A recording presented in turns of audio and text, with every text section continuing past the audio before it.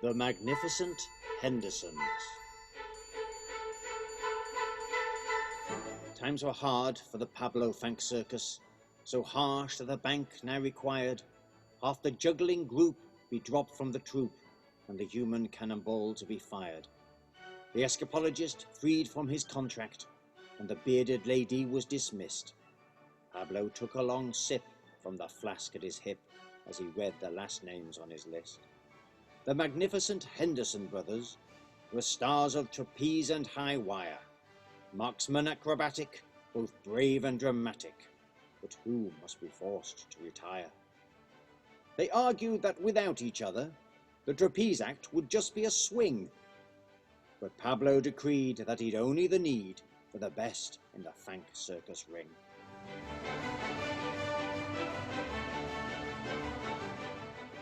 So it was that an argument started about which of them was more essential. Alberto insisted, whilst Roberto listed his varied performing credentials. And quickly the talks became violent, but the circus had a strict no-fight rule, and so they resolved that the choice would be solved by them shooting it out in a duel. They agreed to use crossbows and arrows on a wire with no net for their safety, and in order to save time on digging a grave, the tightrope would pass over the cemetery. At sunrise they met in the middle, with Pablo acting as their seconds. They each took 10 paces and stood in their places. They loaded and pointed their weapons. But after a lifetime of practice in not drawing blood with their firing, each Henderson brother both missed each other and remained unscathed on the wiring. Roberto declared that the problem was the shot was simply too easy. The kill I could manage with more of a challenge. I could do it if this rope was made greasy. Alberto, he too wanted changes, and ripped off his sleeve for a blindfold. And when they were ready, one blind, one unsteady, they still missed, and so had to reload. At ground level, observing the problem, Pablo sent for more apparatus. The cloud swing was vital, and the chimp's unicycle raised the stakes in the fight's lethal status. Roberto, greased up and one-legged, faced the wrong way but armed with a mirror, whilst Alberto, quite blind, did his best to combine, juggling kittens whilst pulling his trigger. More shots fired, but still no satisfaction, at least not from the sibling duelists.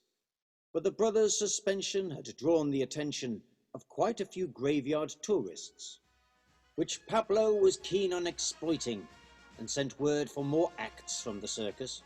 The animal tamer and elephant trainer brought refreshments for people to purchase. The clowns on the graves were hilarious, the bars on the crypt great for lions, and every half hour the duel on the wire awed the crowd with increased death defiance. Roberto, still greased up, was waltzing as he played the violin on his wheel, whilst inside a sack his brother shot back by shouting commands to a seal.